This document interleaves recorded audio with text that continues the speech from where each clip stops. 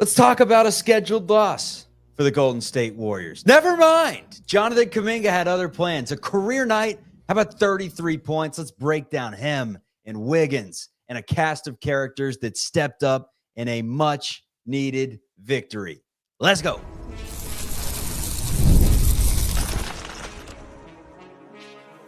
You are Locked On Warriors, your daily Golden State Warriors podcast. Part of the Locked On Podcast Network, your team every day. What is the good word, everyone? We appreciate you for making us a part of your day. We're free and available wherever you get your audio podcasts, also streaming live on YouTube, talking about the Golden State Warriors Monday through Friday and after almost every single game this season. I'm Charlie Walter, covered the team for 95.7 The Game on the radio. That's the flagship for the Golden State Warriors. Also covered the team in their title run in 21-22 for CBS News Bay Area. Joining me, Matt Kolsky. He did the same. And joins me on Locked On Warriors, part of the Locked On Podcast Network, your team every day. You can start the season with a big return on FanDuel.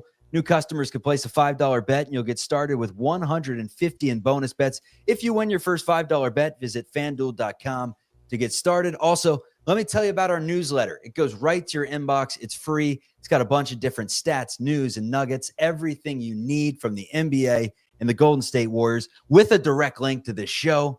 You can find it on LockedOnDaily.com. Visit LockedOnDaily.com for that free newsletter. All right, meat and potatoes time. The Golden State Warriors get the win 99-93. I saw tweets before the game from Warriors fans saying, I'm not even going to tune in.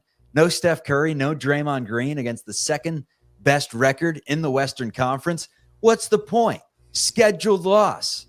Not so much. It gave two men a chance to really flourish on the offensive side of the ball and defensively for the most part. That's Kaminga, that's Wiggins. They combined for 56 of the Warriors' 99 points. Do the math in your head. That's well over half the team's points.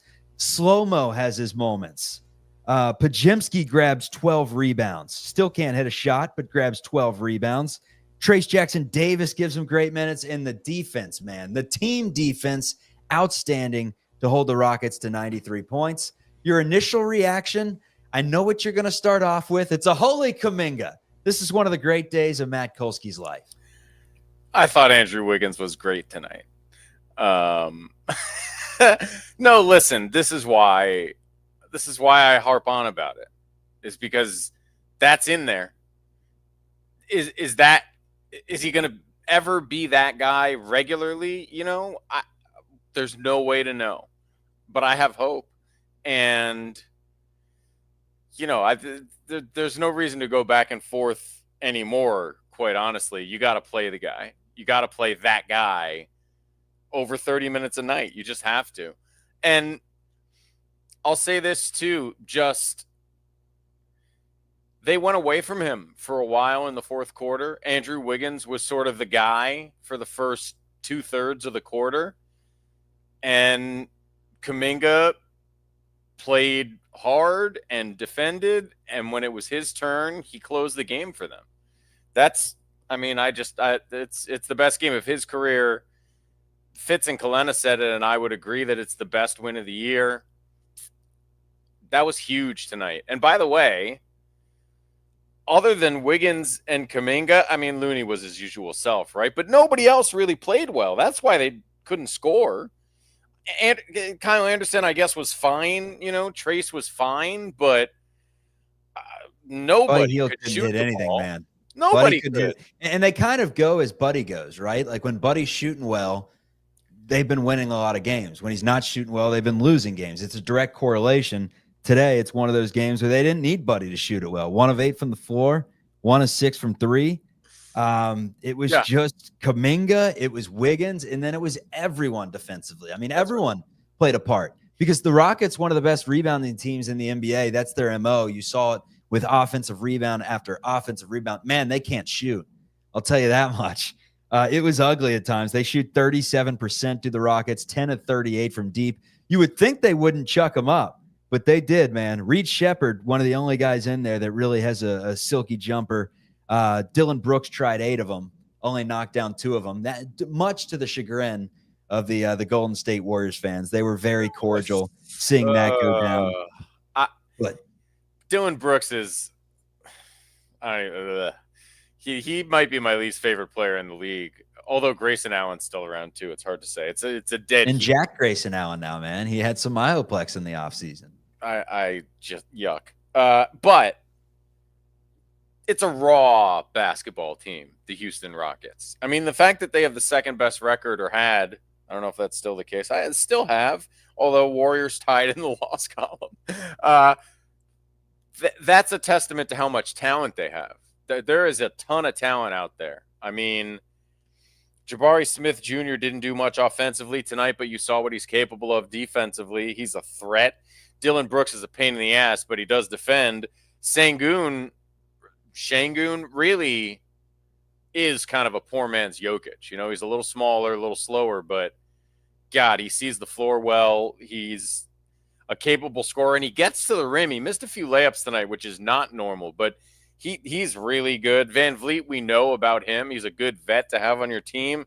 Jalen Green, terrible tonight, but again, explosive talent.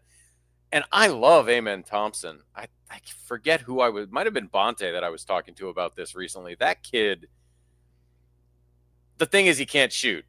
And that puts him right in the mix with the rest of these Rockets. It's rough out there for them shooting the ball, but the Warriors did the job tonight of keeping them off the glass, or at least beating them enough on the glass that they couldn't get their usual thing going. There were a few moments in the game where you saw the Rockets kind of got a flow, got a couple offensive rebounds. Those were when they started coming back. And look, anytime you're under 100 points, you're not going to blow a team out, right? Not in 2024. So it was nip and tuck the whole way, and I think maybe that's the most noteworthy thing here is that without Steph Curry, they closed the game. That was, one of those clutch within 5 points in the last 5 minutes or whatever it is metrics. That's huge for this team, for a confidence thing, and obviously just breaking a 5-game losing streak and getting back in the right direction. Man, they were they were moving on a string, right? Not over helping. Defense was just perfect. And the defense being that good without Draymond out there, again, that's as noteworthy as what Kuminga and Wiggins were able to do on offense without Steph. And offensively, they were able to get it done because they only turn it over, 10 times in the game. No coincidence that it's when the turnover-happy Hall of Famers are on the bench. But, they look good protecting the basketball.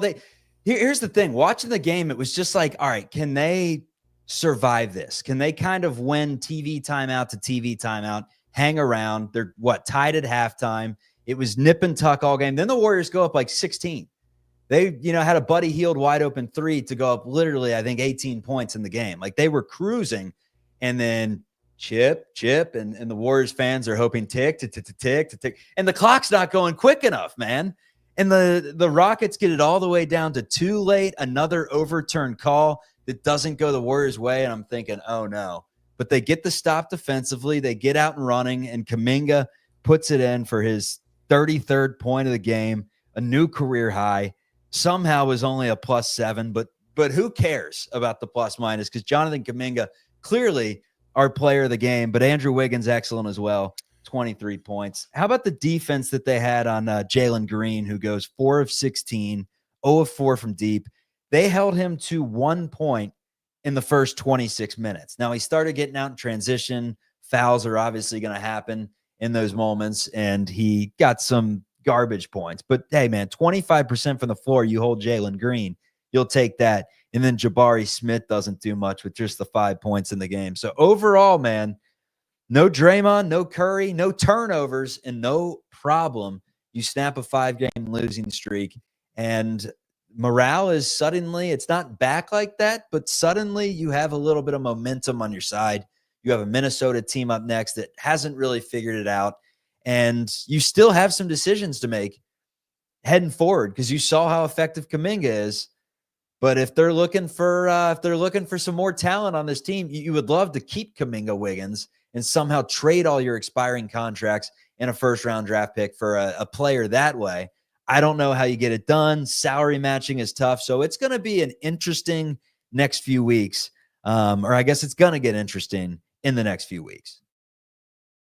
Yeah. I don't, until something reasonable materializes, I almost think that version of, what's the deal they can make it's just too hard to play that game. And what the focus of everyone needs to be is what's the best version of this roster. Steph is supposed to be back tomorrow. Draymond, I believe they said, was questionable for tomorrow.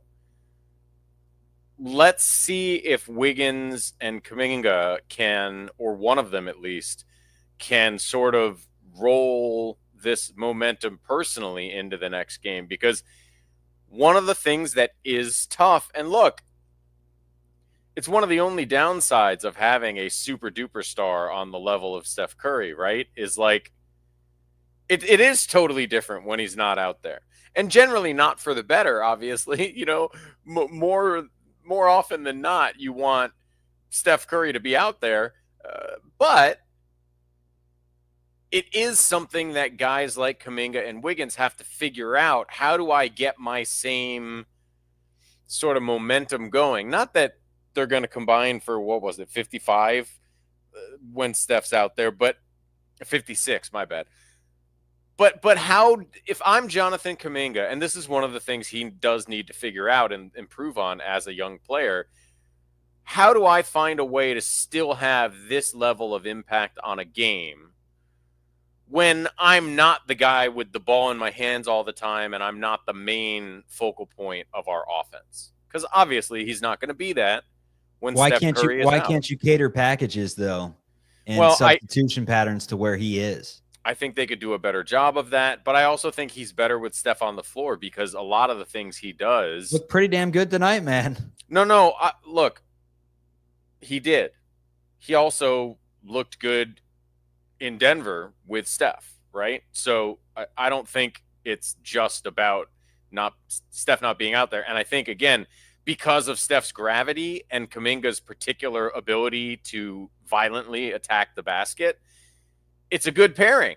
He just has to figure out, and part of that is by having the opportunity to play with him consistently. Like a lot of these things he needs to improve on. You can run a bunch of plays in practice that tell Jonathan Kuminga what to do when Steph's on the floor, but you just got to play games with guys a lot of times to really get comfortable. And I think if that's the plan moving forward, if 33 minutes a night is the plan, and there's no reason it shouldn't be for a 22-year-old kid who I'm sure is dying to play that much, he'll figure it out. And if you get nights like tonight and Steph is hitting and Draymond's out there making plays for other people offensively, that's when you're an actual threat. And I don't know, man. Again, we are a long way from him proving he can do it consistently. But that guy we saw tonight, that's the guy they need. That's the guy this team needs. He was an alpha. Yeah. He was an alpha tonight. They need him to be an alpha. And sometimes it's timid, Sometimes he's not ready to be an alpha. And it starts with him knocking down threes early, man. Like when he does that in some of his best games this year, especially early in the year, that's what he was doing, man. He would knock down threes and would open up so many parts of his game, had the mid-range going, turnaround, transition. He's always just a bowling ball to the bucket. So, 33 for Jonathan Kuminga. Let's continue the conversation, but let's switch over to the other star of the show. The co-star doesn't score as many, but, hey, 23, incredible defense, and was winded after this one. It's Andrew Wiggins. We're discussing his performance. Coming up on Locked On Dubs.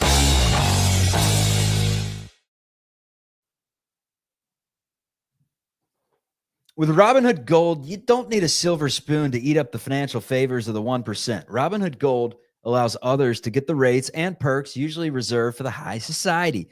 Now the resourceful individual with Robinhood Gold can earn the very liberal rate of 4.25% APY on uninvested cash and be rewarded with a handsome 3% retirement boost on IRA account contributions.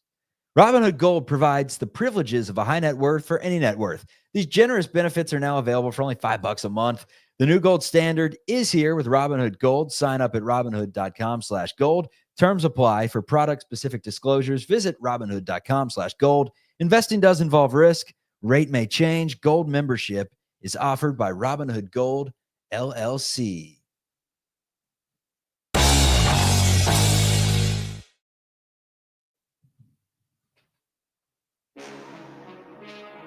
All right, I do not know who was running down the floor for the Golden State Warriors the last time that the Rockets beat them. 15 straight times. It's probably Jacob Evans who was running down the floor. 15 straight wins over the Rockets for the Golden State Warriors. We'll see them again on Wednesday. Man, let's just get to your overall thoughts of the Warriors basketball down the stretch. Couple turnovers there that got a little dicey. The Andrew Wiggins one with 20 seconds left. Good thing it wasn't the lasting image of the game. Warriors able to get a stop, get a steal, get a bucket in transition, and win it. But Andrew Wiggins, man, down the stretch of this game, and it was kind of the tale of both players having their moments, right? Like it was Kuminga in the first quarter, then Wiggins took over, then it was Kuminga again, then it was It kind of went back and forth. Obviously, because a lot of them were spelling each other's minutes here and there, always having a scorer on the floor. Overall, Andrew Wiggins' performance tonight, what do you have to say about Wiggs? I mean, he was exhausted at the end of the first half, flying around, really got the Warriors back into it after, Kuminga kept them in it early. Yeah, Wiggins is really good tonight. Those two, somebody at the top of the chat said Slash Bros. And yeah, that's what it was tonight. And they both, like you said, I like that. I wish I could take that, but I'm gonna keep it for him. Yeah, Slash Brothers is a great one. Kuminga hit a couple threes early, but generally, both he and Wiggins were turning down mediocre looks from distance, which is something neither of them do enough, for my taste. Generally, they both were incredibly responsible. I mean, 6 of Kuminga's 22 shots. I guess 4 of Wiggins' 15 shots. So both of them, 2/3 of their shots, if not more, were 2-point shots. Kuminga was getting into the lane. He was finishing incredibly well over length and contact over the course of the night. Wiggins had those 2 4-point plays, but for the most part was attacking the basket. Like, that's the best version of both of those guys. And it's exciting to see them on the floor in the same game, both doing that. Because you're right that they did spell each other a lot. But look, the Warriors' best 5, I still think, is with Draymond at center, those two guys at the 3 and the 4, and then Steph and whoever your shooting guard of choice is, right? That to me, the 4 best players on this team are Steph, Draymond, Wiggins, and Kuminga. And I think, look, Draymond, the calf led to a back last time. You don't want to tire him out too much. That's why they're not playing that small lineup as much. They don't want Draymond to take that pounding for the 82-game season. But the more ways they can find to kind of simulate that, the better, because that is the best version of this team. It really is. And I think you're seeing why. And you're also seeing how there is kind of a logjam at the 3-4 position that, look, by no means am I suggesting Draymond is a problem, but because of who Draymond is and the fact that he is your best center, but he can't play center all the time. You implied that Draymond, not saying he's a problem, but he's taken up a spot that is very valuable right now. It's not even that. It's just hard to get them all on the floor together, because as much as I love Kuminga, and I think Steve Kerr's a little too down on him at the 3, he's obviously better as a 4 than a 3. I mean, anybody can see that. It's tough because Draymond is your best center, but you can't play him there a lot. So you're forced to kind of upsize, and I think that's part of why Kuminga doesn't get on the floor this much on a regular basis. but I don't know that there's a great solution to it, unfortunately. They asked Steve Kerr in the post-game press conference, Kuminga down the stretch, can he be the alpha? Can he be the guy? And he said, I think Jonathan could be an absolute weapon. Use the word weapons. You love that, man. We actually got a tweet, you and me both, from 1000x not percent, and did a deep dive for us, man, on the analytics. This is what we love. Twitter, by the way. Yale's doing research. Yeah, agreed. Yeah, free research. I'm at Charlie Walter TV. Any of these nuggets, we love them, man. But this season, over 25 minutes, Kuminga's averaging 18 points. Under 25 minutes, he's averaging 9 points per game. You go back to 23-24, averaging 19.7 over 25 minutes, 11.3 under 25. Then you go 15.6 and 22-23 over 25. So this is someone, and I remember saying this on the radio a lot back in the day at 95.7 The Game. Like, Kuminga is just someone, when you give him that alpha tag, I don't know why it is, that's the best he plays. And I know we got kind of the mirage of him coming off the bench and playing his role and everything, but Kuminga's at his best, just like Jordan Poole was. When you put Jordan Poole in there in those Poole in the Gang games where, you know, Curry and Clay would get the load management, like that is where Kuminga is at his best. And that's why it would be malpractice if he's just not getting 30 minutes in their next game, regardless of who's on the floor. Like, you got to ride the hot streak until he proves you that he's not that guy. And I mean, he has proved throughout his career, maybe he's not the max contract guy yet, but he's proved that he's a damn good basketball player, and he deserves more than 18 minutes almost every single game he plays. And regardless of the flaws that he has, and he has plenty, because he's what, 22? Yeah. And the thing about playing, people say this all the time around the NBA, right? Usually in a different context. Usually it has to do with coming back from injury or acclimating coming out of college, right? But there is no way to simulate an NBA basketball game. You can practice and you can have scrimmages and you can do all sorts of stuff to get ready and you can run your heart out. But no matter what kind of great shape you come in with, you're not going to be in game shape until you get some games going. And I think especially when you're talking about a kid who entered the league at 18, just turning 19 years old, you have to consider that it's not so easy for him to feel comfortable on the floor when he's never been shown any consistent confidence from the coaching staff that has been in charge of developing his career. That's not even a thing I'm saying to criticize the coaching staff. Even if they had done everything right, which I obviously think they could have done some things differently.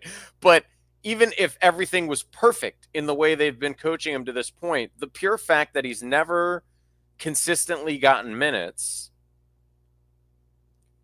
it's just not realistic to expect him to be fully comfortable on the floor. And I think what we see every time he gets more minutes is that the more comfortable he gets, the better he gets. And I think, and I have thought for a couple years now, and this is why I harp on it, that it's not just about my particular affinity for the player.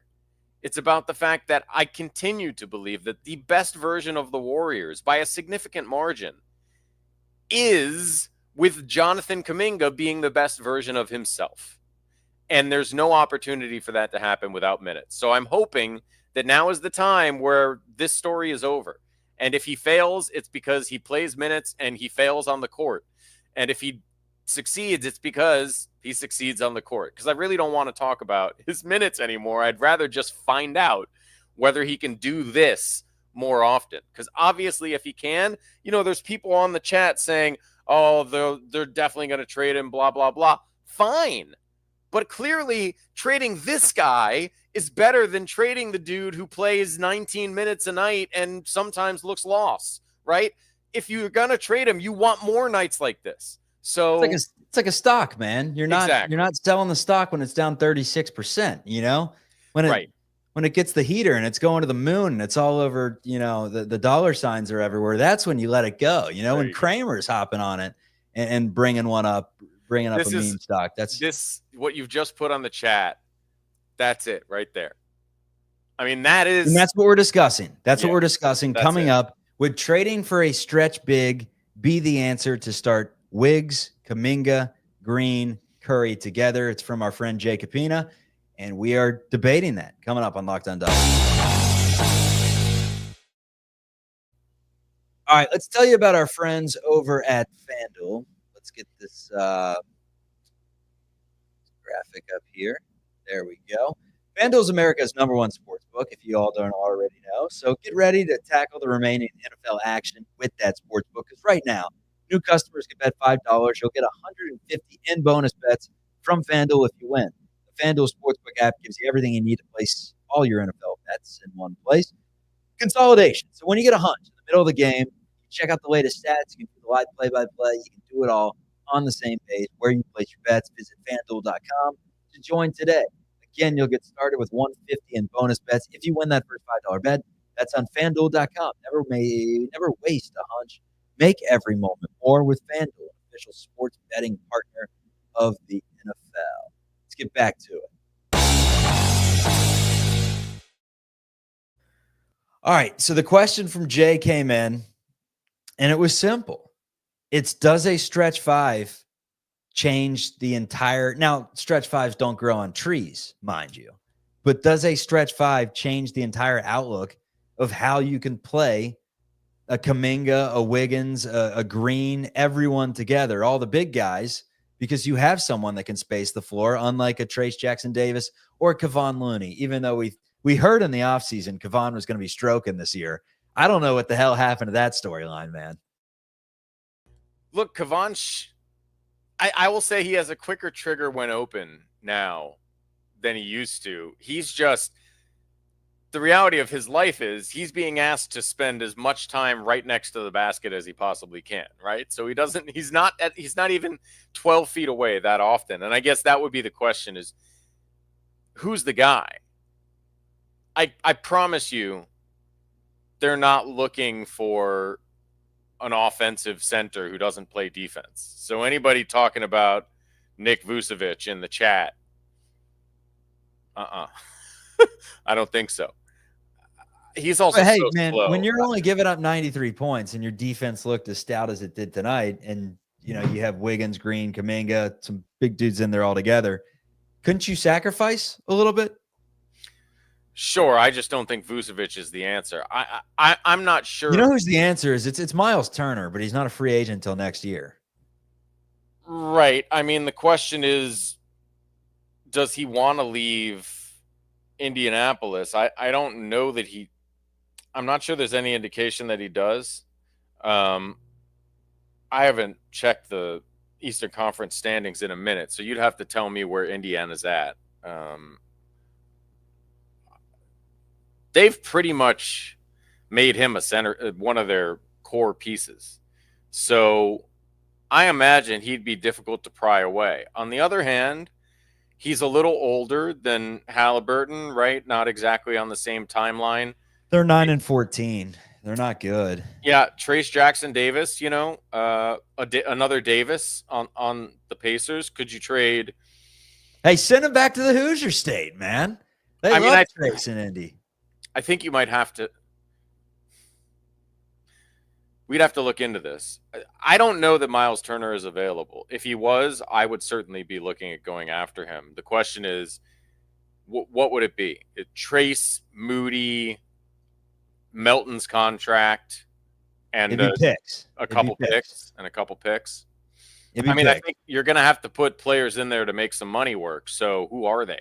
I think it's probably Trace, Moody, and Melton, I'm guessing, are about what Miles is being paid. I know he signed an extension in the last couple of years. He'd be perfect. You're giving up nothing defensively. He is used to not being asked to do a lot offensively, but is capable of both shooting a three and mushing it on somebody. I love Miles Turner. I think that would be the answer.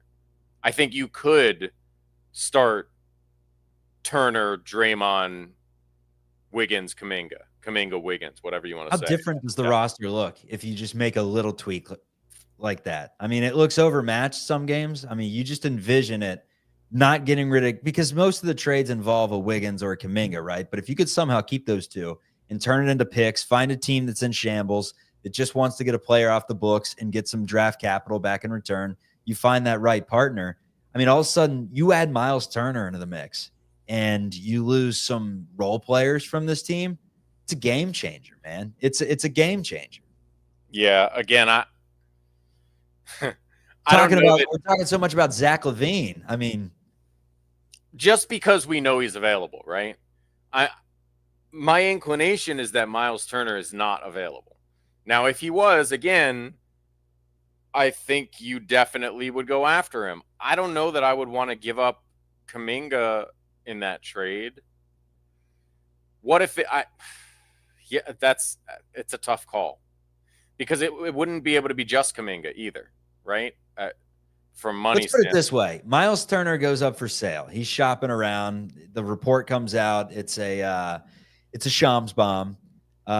Sends one out, and best condolences, obviously, to Woj, man. That's terrible. Cancer. No kidding. Yeah. I did not hear that. Oh my God. He sent out tweets and said he's going to be good. I think it's prostate.